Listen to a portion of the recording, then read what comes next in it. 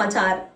ભાવનગર મહાનગરના તખ્તેશ્વર રોડમાં ભાવનગર મહાનગરપાલિકા દ્વારા આયોજિત વિકસિત ભારત સંકલ્પ યાત્રા તબક્કો 2 કાર્યક્રમ અંતર્ગત ભારતીય જનતા પાર્ટી ભાવનગર